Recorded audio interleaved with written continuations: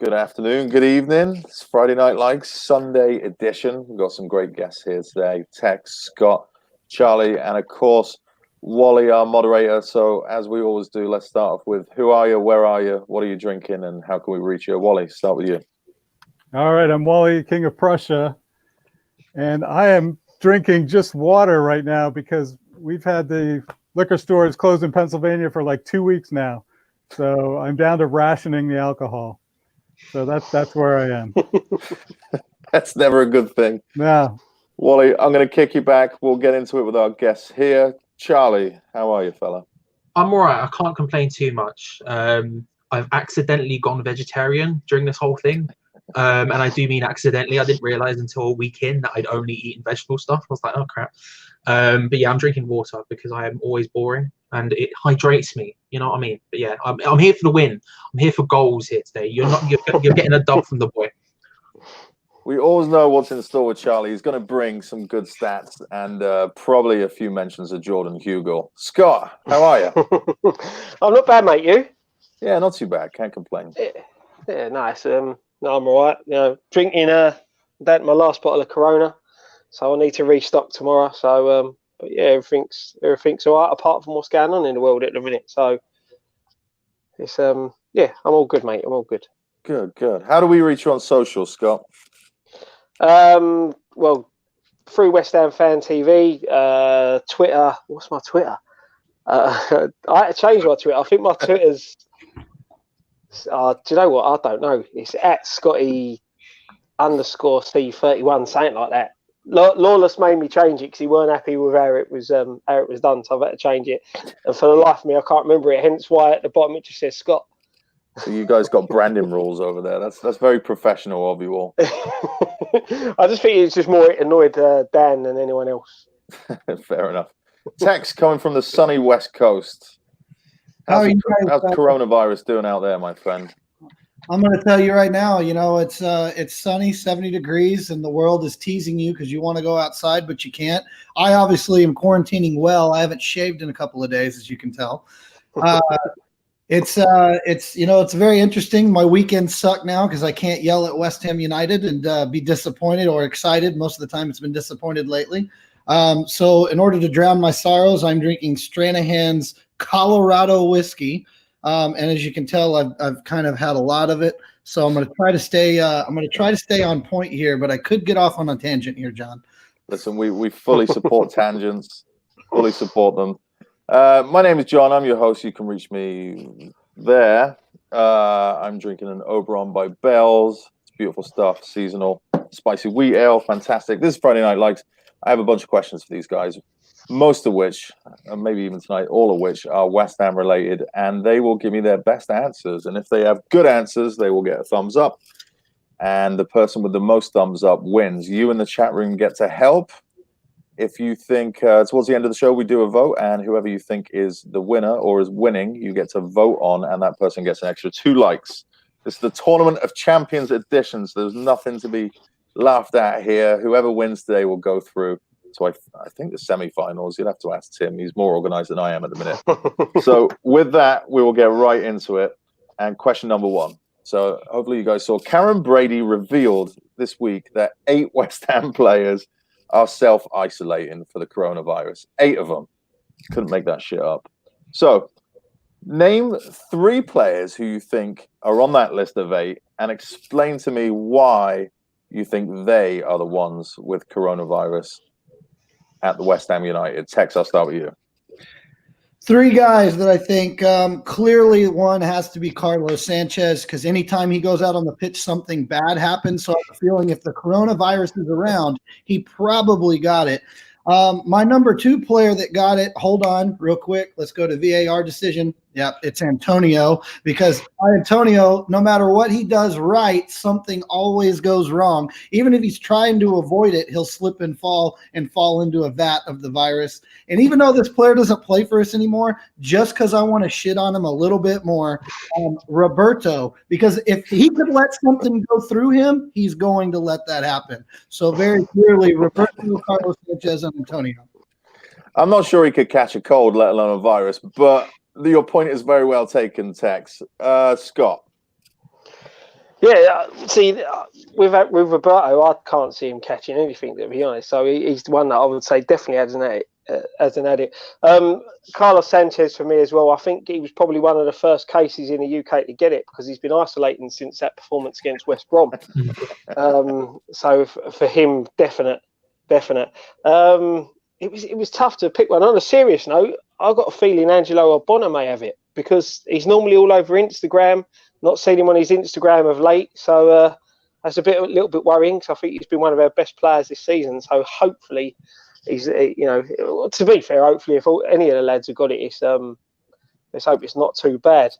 And probably another one that's got it is Sebastian Haller.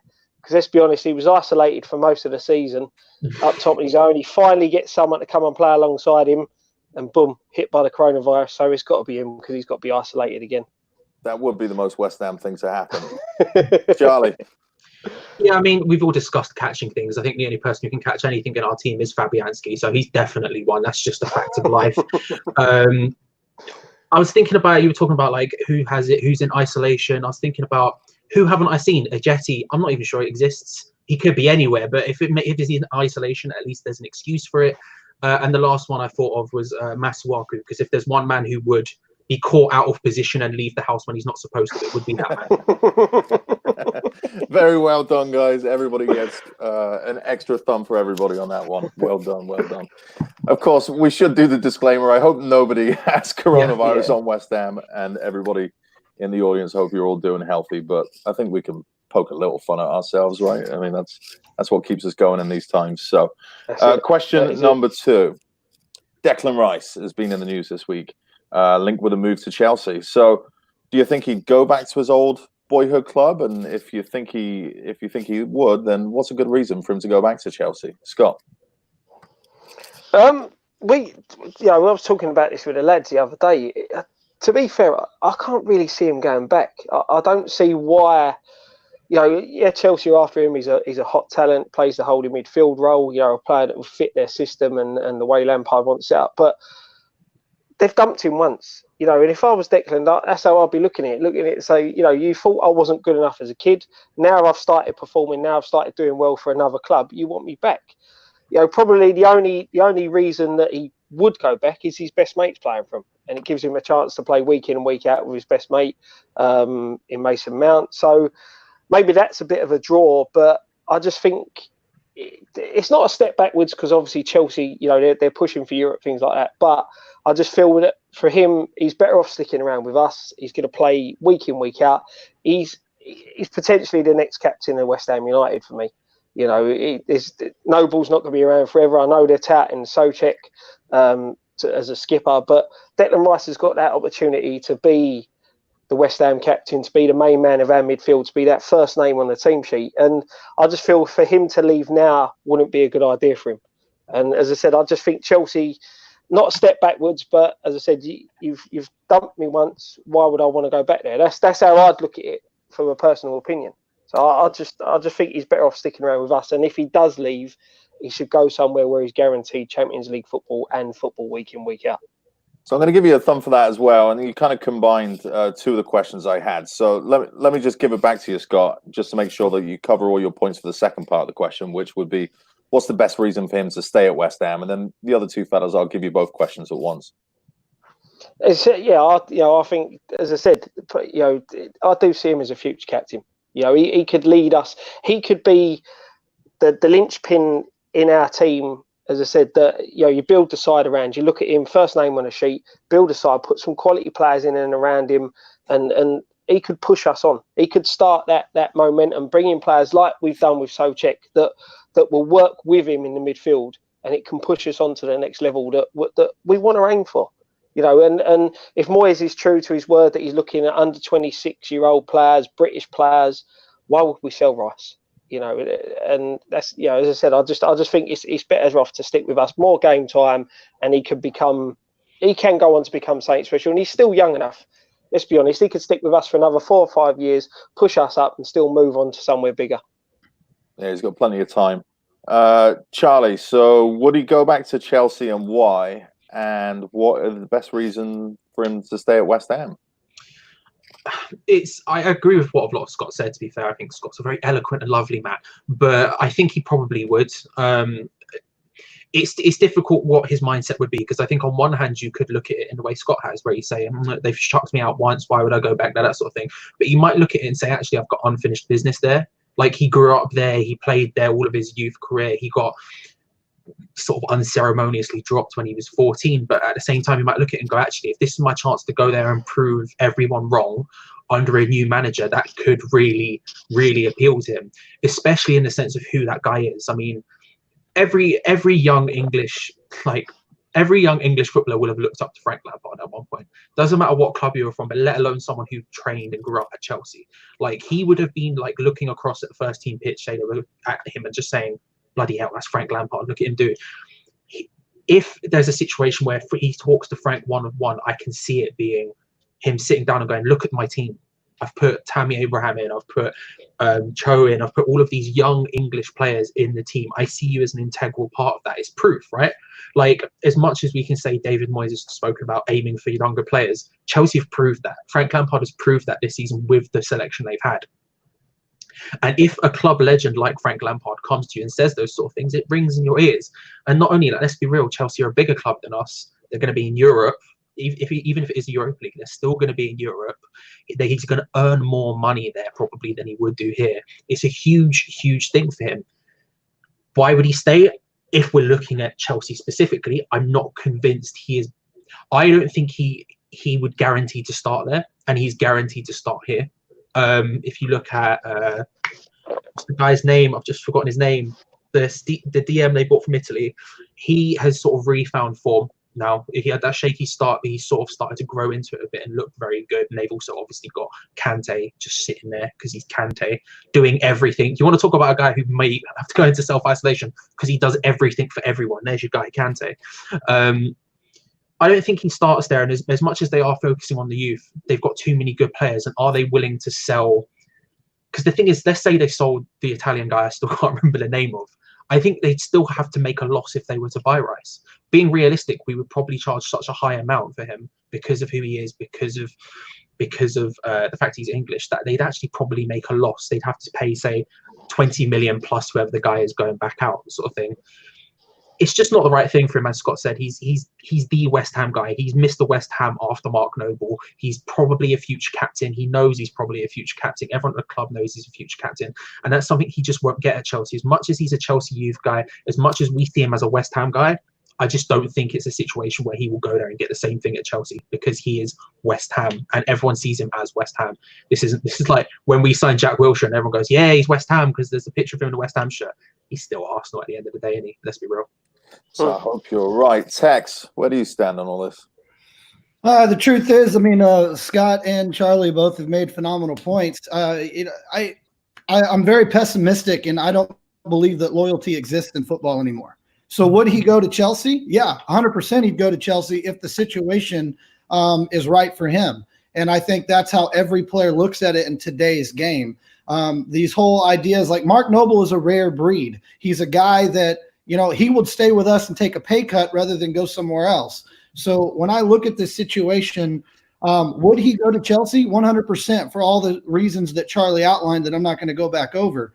But why would he stay at West Ham? Is number one is what we've already been saying. He could be a West Ham legend. He could be a guy that after he retires, 20 seasons after he's done, they're still selling his 41 shirt in the West Ham gift shop, and kids are running around just like you see that number 6 Bobby Moore shirt when you go to games now. I mean, that's the kind of player he could be for West Ham United. I watch him play. I think he's the first or second name on the team sheet. But the truth is, I hate living in this modern game of football because loyalty does not exist. So if the price is right, he's hearing what he wants to hear from Chelsea, and he feels like he has a shot.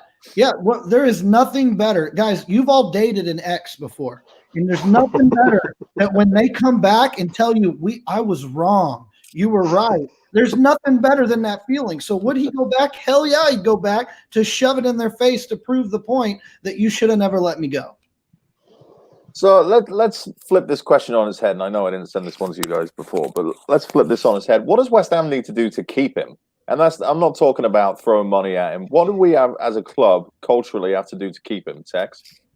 The number one thing we have to do to keep him is we have to redefine our culture, because our culture is, I don't think, something a lot of people want to be a part of right now. I don't think it's a money situation. It's winning solves all problems, right? It's the best deodorant to cover anything up. So as far as I'm concerned, if we want to keep Declan Rice, we have to start achieving the goals that Declan Rice has for himself as a team. I know the man wants to play European football. I know he wants to be one of the best players in England. So we have to start matching him. Just like you do when you get any good young player, you got to build around him, and that's what we need to do. Scott? Yeah, Tex is hit the nail on the head with that one. You know, that is it. You want to keep a player of that quality. You need to progress as a club with how he wants to progress as a player in his career. And like you said, you know, we need to be pushing forward. We need to build the side around him to get players in, as I said, to complement him and complement the way he plays. So to take a bit of pressure off him as well. You know, he's under a lot of pressure at our club in that position because we're playing so badly. So we bring the better players in, it takes a bit of pressure off and makes him look a better player as well. You know, and silent, because he's got quite a few critics out there. You know, there's people who think he's overrated and things like that. It just silences him. And, you know, we progress with him as a club. We have a plan in place of how we want to be. That way we can tie him down and you know, dangle that carrot of, look, this is where we want to go. This is where we want to be. We want to help you progress in your career, become an England regular, become, you know, even potentially down the line an England captain. Because I think the boy's got it in him to do that sort of thing. And, yeah, you know, we just need to match his ambition. So, Charlie, these guys have obviously gobbled up a lot of the points that you would potentially have likes for. So let me rephrase the question for you just a little bit. What do we need to do immediately? Like, what should our 1 year goal be to say he stays here another year? What do we need to achieve within the next year to keep him here long term? Thank you. I was just about to go yes and then stop talking. So that is good. Thank you for that.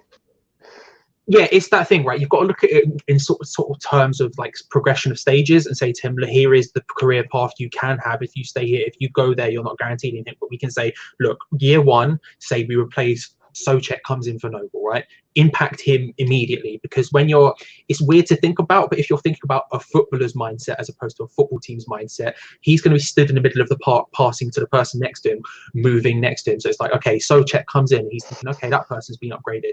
Will Masuaku be moving forward? Will, like, these sort of people, the people who are immediately surrounding him and saying, okay, these are the people who go forward. And then other stuff, training ground, upgrade it. If he has to come into work every day at the flipping training ground we've got now, he's going to look at Chelsea's, he's going to look at other people's and goes, actually, do I want to do this? Because that's part of the thing. We had a conversation on American Hammers. This is a slight tangent, I apologize, but about Diop, right? And about what Diop has to do to become the best player Diop can be and whether he has that potential. And it's all about coaching. It's all about the training ground. If you're not doing that stuff right on the training ground, it's not just going to happen overnight. It's not just going to become a world beater. And it's the same with Rice. If he has to come into this crappy workplace every day, it's just not going to happen. He will go. And it's those sort of things, small stuff that should have already happened at West Ham. It's stupid to say it hasn't, but it should have already. But these are the things that will keep a player like that here and keep them thinking, actually, I'm better off staying here because I will grow more. Because that should be the dream. That should be what we should sell to other younger players. If Moyes is serious about going to this like young level, looking at them and saying, look, we can grow you, we can like nurture you, and here's the proof. Here's the facilities we're going to do it, and all of that sort of stuff. Let me just do a quick fire. What's he worth, Charlie? He's kind of priceless to us, but I think Chelsea, I think to another team, they'd probably look at it and beat their upper limit of 70 million. That would be their upper limit, I think, on Declan Rice. Scott? Yeah, to be fair, I think it's where we are. If we're in the Premier League, then you're looking around 80 million. I think if we get relegated, you're probably talking 40, 50. You know, that's the big issue. It's if we stay in the Premier League. That's a good point, Tex. I think he's. I agree with Charlie. He's 100%. He's a priceless player for us. But the reality of the situation is he's probably worth 60 to 70 million. But with our current ownership, they'll sell him for about 15 million, maybe 20 if they're lucky. Fair enough. Wally, give Charlie a thumb for that last question as well. I forgot to stick a hand in the air. But let's bring you in, Charlie. What's Declan Rice worth? And then let's give us the 2/3 of the way scores. Oh, you want Okay. What is Declan Rice worth? I don't know, but I think the way to keep him is cheerleaders. He's a young lad. We got some cheerleaders out there. It's all good. You get those hammerettes back. Yeah, hammerettes. Yeah. All right. So we got a pretty close match here. High scores. Tex with 10, Scott with 10, Charlie leading with 12. It's a lot of good points going around. There'll be plenty of opportunities here for people in the chat room to get involved fairly quick. We're moving into our last question of the evening. It's a 3-part question. So when we get through about part number 1.5 to 2, you can start voting on who you think has won, and Wally's going to add 2 extra likes to their score. So, of course, West Ham has been linked with Karius, the goalkeeper. We all know had that most memorable Champions League final with Liverpool. So, is that a good move or is that a bad move? Could he add to West Ham? Would he subtract from West Ham? Would he be a good addition, or would he be another Roberto Tex? No, he's not a fucking good addition at all. There's a reason he's bounced around so much. There's a reason nobody wants him. There's one thing that gets people fucking fired, and that's called potential. Potential gets everybody fired. Oh, well, he could be good. Fuck that noise. No, do not sign that guy. I do not care if you played for Liverpool, Real Madrid. You are not worth it. He is never going to be worth it. And we have Fabianski, okay, and Darren Randolph, and we've got a really good young guy. I think you pronounce his name Niang, that's coming up in the wing. There's no fucking point. I'm pissed off. That's even a question. No, we do not fucking need Karius. Okay, it sounds like a shitty chocolate that nobody wants to buy. Listen, don't shoot the messenger. This is all in the news. Charlie. I mean, I'll buy any chocolate. I'm not fussed, mate. It doesn't matter what it is. I'm eating it. If I'm seeing it, I'm eating it. Yeah, Tex is right. No. The thing is, realistically, right, he's coming in and he would be second choice. Let's be real about it. He's not beating Fabianski. Fabianski is so clear in a way better than any goalkeeper we have, but a lot of goalkeepers in the Premier League, that there is zero chance of Karius coming in and being like, oh, I'm going to jostle for first position for Fabianski. Like, no. And then you look past that and you think, okay, well, who's he challenging? Randolph, Roberto, and Martin. Now, one of those is definitely going, so we can get rid of him. But we're left with Martin, who is solid. Like, I don't think he's like a world beater by any stretch of imagination, but for a third choice goalkeeper, he's basically everything you would ever want. And then Randolph. Now, Randolph has personal stuff that is existing outside of this realm that I'm not going to go into for obvious reasons. But as a footballer, I just trust Randolph way more. And that's what you want from a second choice, right? You look at when your main guy gets injured, you want a guy who's going to come in, he's going to be solid, he's not going to make stupid decisions. Now, I think Karius is maybe slightly better at Liverpool than everyone was giving him credit for, but that's because some of the mistakes he made were so horrendously stupid that you can't look at him in any other way. And it's a bit harsh on him because, like Tex said, there is potential there. You know, he's 26. He might iron these things out of his game, but he's not going to do that as second choice at West Ham. It's just not going to happen. I mean, they bought him for, what I found quite funny is I think they bought him for like 4.25 mil, I think was the figure, and the figure being mooted is 4.5 million. Like, they're going to make a profit on him. I don't know how that's possible. Besiktas have, I think, a 7 million-ish release clause on him, and they're not taking him. And so if they're not taking him for 7 mil, there's no way we should be bringing him in. If we're looking to get a second choice, we need to get someone who's reliable, who is confident, who can take charge of the area. And Karius is, we've already seen what happens, right? When there's someone error prone behind the back line, we know what happens. Roberto happens, and we don't need that again. It would be a terrible, terrible move. We'll put that price tag down to inflation. Scott, you having him? Yeah, sure. No, definitely not. You know, the guys have summed it up perfectly. He's, like Charlie said, he's not going to push Fabianski. You know, there's no point bringing him. You look at the goalkeepers that we've brought in as backup to Fabianski. We may as well just kept Adrian. You know, we've not gone forward in our goalkeeper recruitment. Martin, I think, is a decent goalkeeper, but obviously, you know, he was brought in as third choice. He made the mistake against Sheffield United, but I think he's a decent, solid keeper. But for me, we've got Trott, we've got the other young goalkeeper coming up. We don't need to be wasting money on signing another goalkeeper. He's not going to come in and put pressure on Fabianski to perform well. Fabianski is probably the most consistent goalkeeper we've had for a very long time. You know, I know he had the mistakes against Liverpool, but for him, that's a one-off. You know, and as I said, I just don't understand the progression that we're going to get by getting another calamity-type keeper in.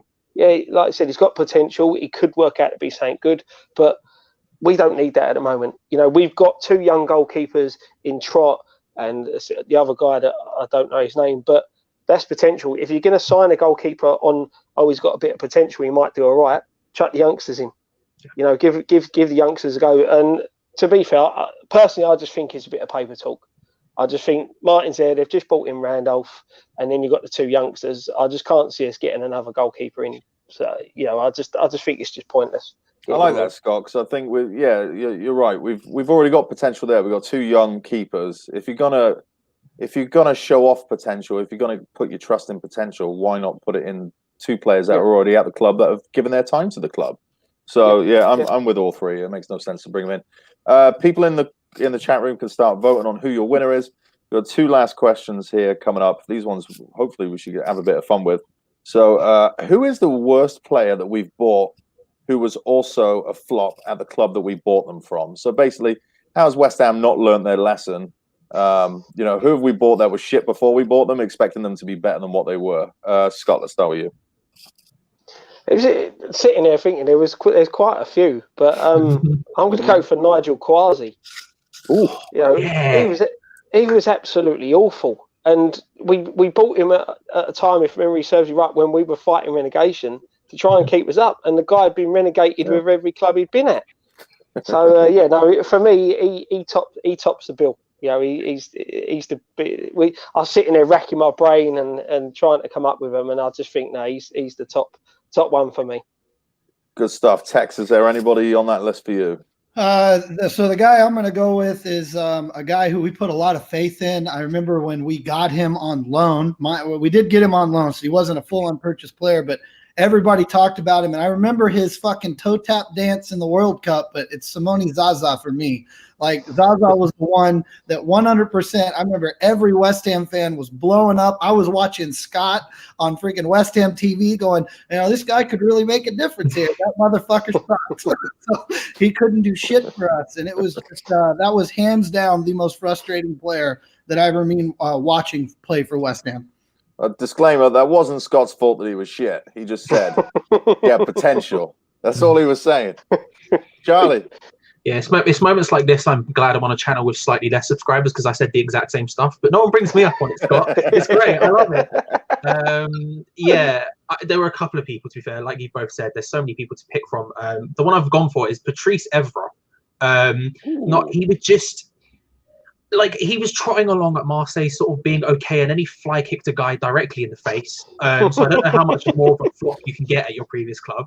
And then he turned up here, was on 120 grand a week, something like that. Played 5 games for us, was so bad that we went back to the 2 left backs he was there to replace. We didn't even need him. That was the worst part about him. Like, we were thinking, well, maybe we should upgrade our left backs. Let's get in Evra after the window shut on him. It was just, everything about it was complete and utter trash. Apart from his Instagram, which remains to be good, but I'm not counting that as part of the club because it's not ours. Patrice Evra. Yet another instance of poor planning from West Ham. Who would have thought? Mm-hmm. So let's flip the coin over. And who's the best player we've bought that was mediocre at the club before, or maybe only had potential? Who turned out to be a diamond in the rough? Who have I not started with in a while? Charlie. This one was significantly harder. I had to really rack my brains. I won't say who I considered because someone else might say it. I'll go with Carlton Cole. He wasn't great at Chelsea. They weren't really seeing much in him. He was going away. He went on loan to a couple of clubs, did okay. But like, as much as the guy frustrated people, and he obviously did for a lot of reasons, and at times the boy couldn't hit the goal if he tried hard enough. He was with us for 9 years. He scored 68 goals. I mean, when you look at the pantheon of West Ham strikers, that's significantly better than the vast majority of them. He tried his hardest. I mean, when you look at players who have scored over 10 goals in 2 consecutive seasons for us, there's 4, and he is one of them. The other ones being Arnautovic, Tony Cottee, and Freddie Canute, I think.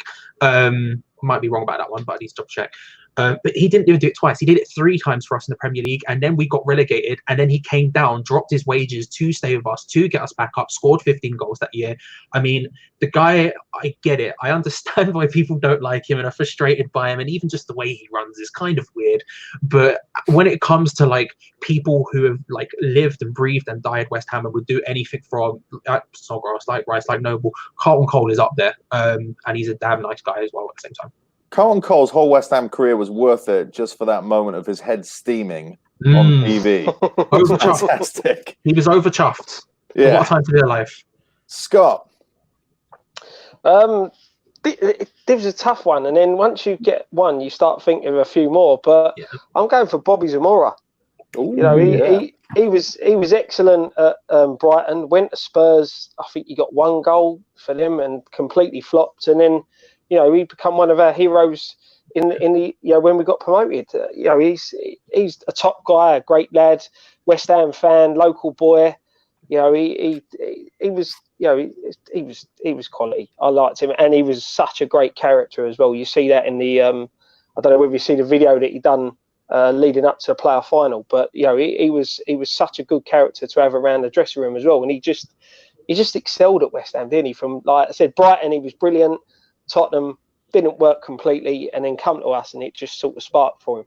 And you know, that was the one I had to pick out of the few that I pinpointed. Gave us some great moments. Tex. So Scott took mine. Well done. But I had a backup guy just in case. And this guy, I'm choosing him because of the cult status that he created. And it wasn't necessarily that he was bad at his prior club. He just caused a lot of, let's just say he wasn't a locker room guy. And that's DeCanio. DeCanio is the guy that I think 100%. I mean, he's going to live in West Ham legend for the rest of, time.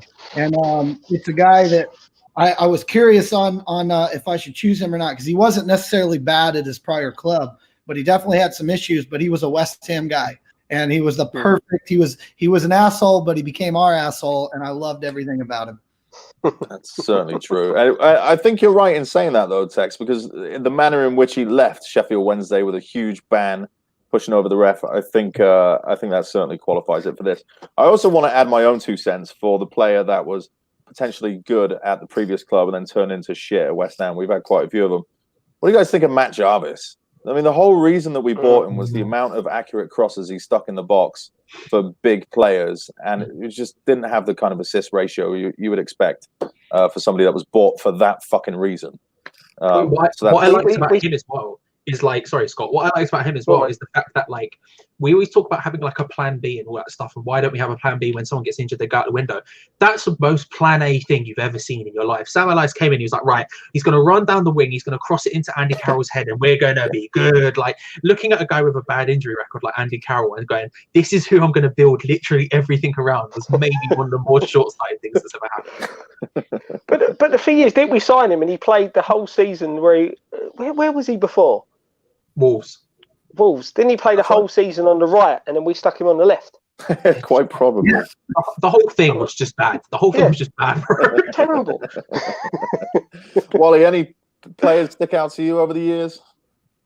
I would say Arnautovic. I mean, we brought him in expecting him to be a winger, and then we put him at center, and he saved us, the one season. So give yourself a thumb, Wally. Well done. All right. That's a good one. That's a good one. How's everybody looking? How's the scores? Final score. Oh, wow. We have some massive scores here. I was running out of fingers and toes, but so in last is me with 1, but that's more than I usually get. And then we had Tex with 16, Scott with 17, Charlie with 20, and Charlie gets the chat room vote, so he's got 22 likes and wins. Charlie, way to go. Well done, Charlie. Well done, Charlie. Very good game, everybody. Very high scoring. Let me boot a few of you back to the back room, and then Charlie, you get the floor. Oh, where'd he go? I don't know what's going on. I've just got Scott. Where did Charlie go? Oh, Jesus. Charlie, the floor is all yours. You can talk to our lovely chat room here. Anything you want to get off your chest, West Ham related. Hello, everyone. You all know what's coming next. Let's be real. First of all, subscribe to American Hammers TV. Obviously, doing bits, especially during this time, to continue to come up. I mean, John's managed to come up with a lot of topics here on the days where nothing is happening, so I respect that. Thank you. Obviously, subscribe to West Ham Fan TV as well. They're great. But and Hammers Chat, Hammers_chat on Twitter, all that nonsense. You can find me, A Top Lad, on Twitter, Alexander Wham. More importantly, right? Read.